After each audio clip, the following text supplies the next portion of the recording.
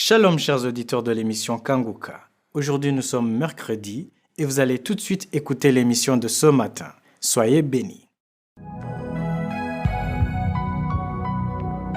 C'est toujours avec grande joie que je vous accueille dans l'émission Kanguka. Mon nom est Chris Dukomana. Aujourd'hui, nous sommes mercredi. J'aimerais une fois de plus encourager les gens qui prient systématiquement dès leur réveil. Il est réjouissant de les entendre témoigner qu'ils ne peuvent plus quitter leur maison sans prier. Chers frères et sœurs en Christ, cela constitue déjà une victoire. De la même façon que vous ne pouvez pas quitter la maison sans porter de vêtements, vous ne devriez point sortir sans prier. Une personne n'ayant pas prié est nue, dénuée de vie, car la prière est la vie. La prière devrait être une réalité quotidienne. C'est pas la prière qu'on se connecte à je suis, c'est là où se trouve la connexion, c'est à travers la prière que ton esprit et celui de Dieu se connectent. C'est dans la prière que réside la victoire. Quand la journée commence, la victoire s'obtient déjà depuis la maison. J'ai l'habitude de dire aux gens que j'obtiens la victoire pour la journée pendant que je suis encore à la maison avant de sortir. Avant de quitter ta maison, la victoire s'obtient dans la prière. Quand on commence sa journée avec la prière, il y a quelque chose de spécial qui se produit. Même si on ne voit rien, ni qu'on n'entend rien non plus, en l'absence de vision, continuons à croire que ce principe reste vrai. On prépare toujours la journée par la prière. Préparer sa journée veut dire mettre la journée entre les mains de Dieu tout en espérant que c'est lui qui en détient l'agenda. J'aimerais t'encourager en te montrant une parole écrite dans Lamentation chapitre 3 versets 22 à 23 où il est écrit « Les bontés de l'Éternel ne sont pas épuisées. Cela signifie que les bontés de Dieu existent encore et ses compassions ne sont pas à leur terme. J'aime tellement cette partie où il est dit ses compassions ne sont pas encore à leur terme. Il est bon que tu comprennes que les compassions de l'Éternel ne sont pas encore à leur terme et ses bontés existent toujours. Au verset 23, il est dit et se renouvellent chaque matin. C'est-à-dire que chaque matin la bonté de Dieu se renouvelle, ses compassions se renouvellent. En ce jour nouveau, il y a d'autres compassions et des bontés de Dieu qui se sont renouvelées. Celles d'hier sont déjà terminées. Nous en avons de nouvelles aujourd'hui. Le passage continue en disant « Oh, que ta fidélité est grande !» C'est important de comprendre que Dieu est fidèle. C'est pourquoi si sa bonté est renouvelée chaque matin, si ses compassions se renouvellent chaque matin, il te faut alors te connecter avec lui dans la prière. Rends-lui grâce tous les jours pour la bonté qu'il a préparée pour toi pour cette journée. Il ne s'agit pas de bonté de la semaine passée ou du mois passé, c'est plutôt une bonté qu'il a préparée pour cette même journée. N'oublie pas que selon Jean 10:10, le diable a conçu de mauvais projets à ton encontre, car sa mission est de dérober, égorger et détruire. L'ennemi nourrit au quotidien de mauvais plans pour t'égorger, te détruire et te dérober. Toutefois, de l'autre côté, la bonté de Dieu existe chaque matin. Pourquoi est-ce qu'on dit chaque matin? Parce que quand la journée commence, il y a une bonté que Dieu a préparée pour toi. Il est alors bon que tu comprennes qu'il y a de bonnes choses que Dieu a préparées pour toi et cela fera que ta relation avec Dieu se fortifie car tu ne te décourageras plus en t'interrogeant sur ton sort. Il se peut que tu te sois réveillé effrayé en t'attendant à une mauvaise nouvelle. Il se peut que tu aies une personne malade et que tu t'attends à un dossier qui tarde. Peut-être que tu traverses des situations où ça ne marche pas avec tes enfants. Il y a une personne qui m'écoute dont l'enfant s'adonne au chanvre, à la drogue. Tu as prié, tu as jeûné, tu as perdu espoir et maintenant tu as tout laissé tomber. J'aimerais te dire que la bonté de Dieu existe encore et que ses compassions ne sont pas encore à leur terme. Ne sois pas découragé, persévère dans la prière, continue à préparer ta journée et dis à Dieu, je te rends grâce que ta bonté existe pour toujours, que ta compassion n'est pas encore à son terme. C'est pourquoi j'aimerais vous encourager. Ne vous découragez plus. Nul ne peut savoir ce que Dieu a préparé pour cette journée. Il t'avait en tête depuis que tu étais encore endormi. Quand tu dormais, Dieu connaissait déjà tout de cette journée. Tu es en train de m'écouter en cette matinée parce que tu t'es réveillé. Mais avant ton réveil, Dieu te connaissait déjà. Il te voyait pendant que tu dormais. Il connaît tous tes projets. Néanmoins, il existe une bonté qu'il a préparée pour toi. Tu dois le comprendre et le croire. Quand tu lui rends donc grâce pour cela dans la prière, il y a une chose spéciale qui se produit en cette journée. C'est pourquoi nous sommes appelés à prier tous les matins tout en nous attendant à ce que Dieu a préparé pour nous, mais que nous ignorons toujours. Je continuerai à vous en parler mercredi prochain. Retenez que la bonté de Dieu se renouvelle chaque matin.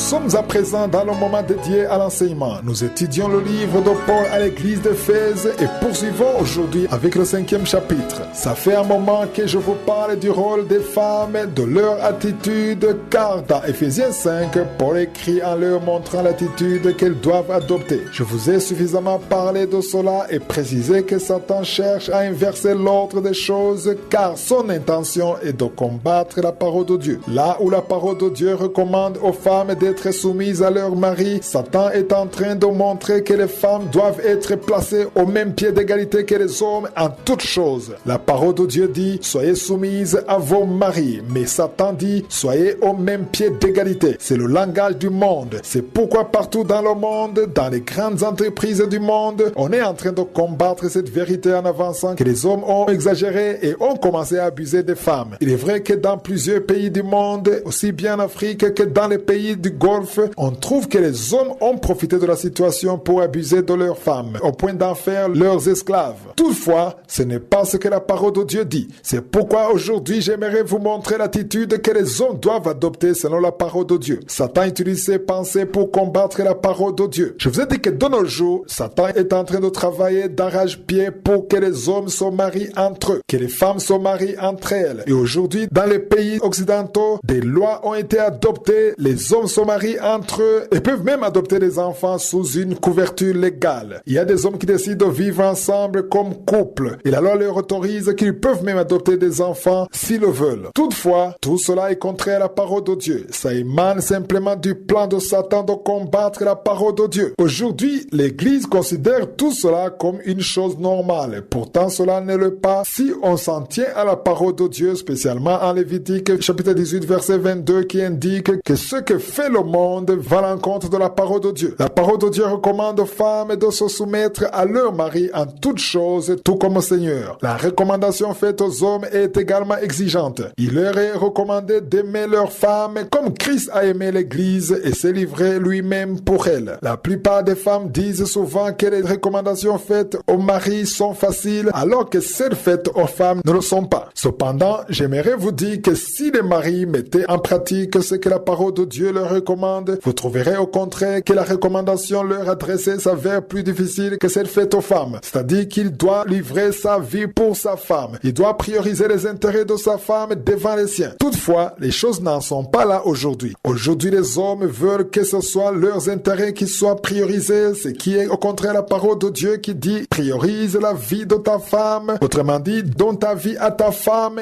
comme Christ a donné sa vie pour l'Église. Christ a été crucifié à la croix pour l'Église. Cela signifie donc que l'homme doit prendre soin de sa femme et prioriser ses intérêts. Car une fois que tu priorises les intérêts de ta femme, en aucun cas tu ne pourras maltraiter ta femme ni la frapper. Au contraire, tu vas la protéger, tu t'en occuperas avec amour à l'instar de Christ pour son Église. À y voir de près, il n'est pas facile de donner sa vie pour quelqu'un d'autre. Car si on donne sa vie comme Christ a donné la sienne à l'Église, Christ a souffert, il a été frappé, il a versé son sang, il a été crucifié pour l'Église. Les hommes devraient aimer leurs femmes de la même façon, à tel point qu'ils arrivent à accepter, à renoncer volontiers à ce qui leur plaisait pour l'amour qu'ils ont pour leurs femmes, dans l'intérêt de leurs femmes. Voilà ce qui leur est demandé ici. Il y a peu d'hommes qui mettent cette vérité en application, car aujourd'hui la plupart des hommes demandent à leurs femmes de se soumettre à eux sans qu'ils ne s'acquittent pas en retour de leur rôle en tant que mari. Certes, la femme doit se soumettre à toi comme la parole de Dieu le lui recommande, mais tu dois également l'aimer comme Christ a aimé l'Église à ton tour. Cela signifie qu'il y a des choses que tu dois abandonner et prendre soin de ta femme comme Christ a aimé l'Église. Telle est la comparaison que nous voyons dans la Bible. Si vous lisez dans 1 Pierre 3 verset 7, Pierre s'adresse aux hommes en leur disant « Marie, montrez à votre tour de la sagesse dans vos rapports avec vos femmes, comme avec un sexe plus faible, honorez-les comme devant aussi hériter avec vous de la grâce de la vie. Qu'il en soit ainsi, afin que rien ne vienne faire obstacle à vos prières. En d'autres termes, si tu ne le fais pas de la sorte, ta prière aura des limites car tu n'auras pas pris soin de ta femme. Si je suis le vœu, je vais continuer à vous l'expliquer dans Kanguka de demain. Soyez tous bénis, je vous souhaite une excellente journée. J'espère que vous avez été édifiés. N'oubliez pas de cliquer sur la cloche afin d'être averti chaque fois qu'une nouvelle vidéo est postée. Soyez abondamment bénis.